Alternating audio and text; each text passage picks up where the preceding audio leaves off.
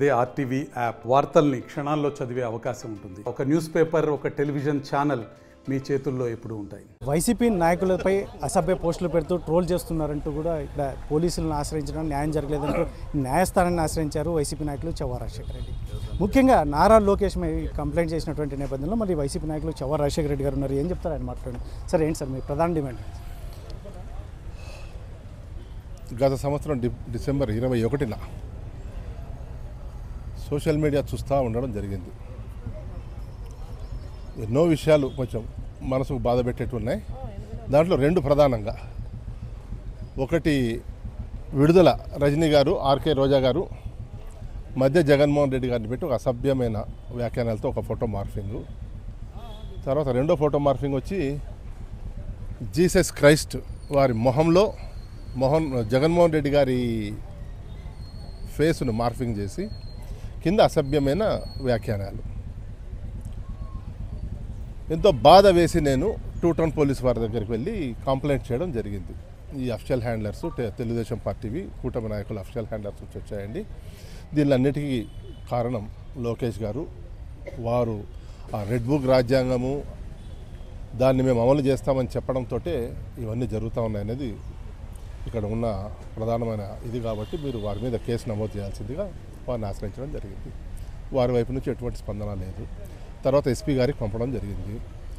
వారి వైపు నుంచి కూడా ఎటువంటి స్పందన లేకపోవడంతో ఈరోజు న్యాయస్థానాన్ని ఆశ్రయించాం. ఎందువల్ల ఆశ్రయించాల్సి వచ్చిందంటే, ఇంతకన్నా పరమ జుగుప్సాకరంగా తెలుగుదేశం పార్టీ వారు ఇన్ని అసభ్యకరమైన వ్యాఖ్యానాలు చేస్తూ ఉన్నప్పటికీ కూడా వాళ్ళ వైపు ఎవ్వరూ పోలీస్ వాళ్ళు కేసు పెట్టడం కాదు కదా, ఇంకేమి చేయకోకుండా కేవలం మా పార్టీ వాళ్ళ వైపే రావడము, ఇవన్నీ కూడా చాలా బాధాకరమైన అంశాలు అన్నమాట. అందుకోసం మేము కోర్టు వారిని ఆశ్రయించడం జరిగింది, విజ్ఞప్తి చేయడం జరిగింది, న్యాయం చేయమని చెప్పి. పూర్తి ఇదితో ఉన్నాం మేము, కోర్టులో న్యాయం జరుగుతుందని చెప్పి. ఎందుకంటే ఈరోజు పోలీస్ వ్యవస్థను అడ్డం పెట్టుకుని కూటమి నాయకులు వైఎస్ఆర్సీపీ కార్యకర్తలందరినీ భయపెట్టాలని చూస్తూ ఉన్నారు. భయపడడానికి ఇక్కడ ఉన్నది వైఎస్ఆర్సీపీ కార్యకర్తలు. భయపడడానికి మాకు ఎటువంటి భయం కానీ సంకోచం కానీ లేదు. మేము పనిచేస్తాం పార్టీ కోసం. ఎన్ని కేసులు పెట్టుకుంటారో పెట్టుకోండి, మాకేం అభ్యంతరం లేదు. ఏది ఏమైతేనేమి ఇప్పుడు మేము కేసులు పెట్టినప్పుడు దాన్ని న్యాయం చేయండి అని చెప్పి పోలీసు వారిని కోరడం జరిగింది. అక్కడ న్యాయం జరగకపోవడంతోనే మేము న్యాయస్థానానికి రావడం జరిగింది.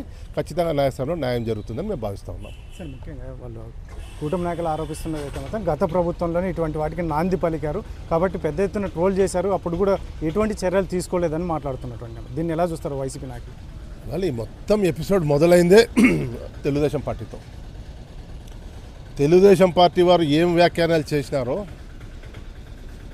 దానికి స్పందనగా మా వాళ్ళ వ్యాఖ్యానాలు ఉన్నాయి.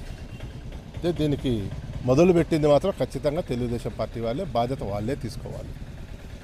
ఇవాళ ఈ కూటమి ఏర్పడిన తర్వాత పరాకాష్ఠకి వెళ్ళింది ఈ కూటమిలో పార్టీలో ఏవైతే ఉన్నాయో పార్టీలు. సో నేనేమంటున్నానంటే, మీరు మాట్లాడిన దానికి సమాధానంగా మా వాళ్ళు మాట్లాడారు. మాట్లాడిన దాంట్లో ఒక్కొక్కసారి ఆ కట్టు దాటిండొచ్చు కాక, అంటే కాదంటాం లేదు. ఒకవేళ కట్టు దాటింటే అది నిజంగానే మేము మందలిస్తాం మా క్యాడర్ని. మరీ ముఖ్యంగా మా పేరుతో కొన్ని హ్యాండ్లర్స్ తెలుగుదేశం పార్టీ వాళ్ళే పెట్టినారు. వైఎస్ఆర్సీపీ హ్యాండ్లర్స్ కూడా అన్ని వైఎస్ఆర్సీపీ పార్టీకి సంబంధించినట్టు కాదు. కొంతమంది నకిలీ వ్యక్తులు ఈ వైఎస్ఆర్సీపీ హ్యాండ్లర్స్తో కొన్ని వ్యాఖ్యానాలు చేస్తున్నారు.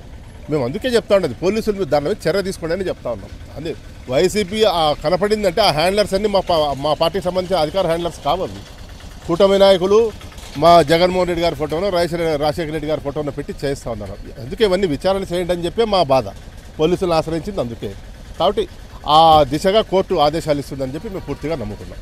సార్, ఫైనల్గా ఇప్పుడు పోలీసులను ఆశ్రయించినప్పుడు మాకు న్యాయం జరగలేదు అంటున్నారు. న్యాయస్థానాల్లో ఖచ్చితంగా మీకు దీని మీద మీరు అనుకున్న రిజల్ట్ వస్తుంది అనుకుంటున్నారు? న్యాయం మా వైపు ఉంటే న్యాయం మాకు వస్తుంది, ఖచ్చితంగా వస్తుంది. అందుకే న్యాయ వ్యవస్థ మీద మాకు పూర్తిగా నమ్మకం ఉంది. ఈ న్యాయ వ్యవస్థ మీద ఉన్న నమ్మకంతో మేము ఈరోజు రావడం జరిగింది. రేపు ఆదేశాలు కూడా పోలీసు వారిని ఆదేశిస్తారు, వీళ్ళు విచారణ జరపండి, కేసులు తీసుకోండి అని చెప్పి ఖచ్చితంగా నమ్ముతున్నాం మేము. సార్, ఫైనల్గా మీరు ఎవరి మీద డైరెక్ట్గా కంప్లైంట్, ఎవరిని పేరు మెన్షన్ చేసి? మొత్తం కూటమి నాయకులందరి మీద, మరీ ప్రధానంగా ఈ హ్యాండ్లర్స్ ఏవైతే ఉన్నాయో నారా లోకేష్ గారి మీద మేము ఈరోజు కంప్లైంట్ చేయడం జరిగింది. Thank you.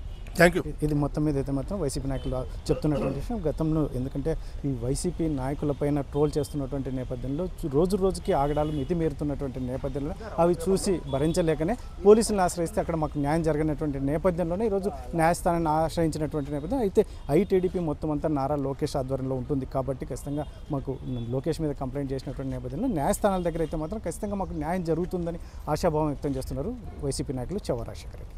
కెమెరా పర్సన్ సుధాకర్తో చల్లాకి నాయుడు, RTV, అనంతపురం.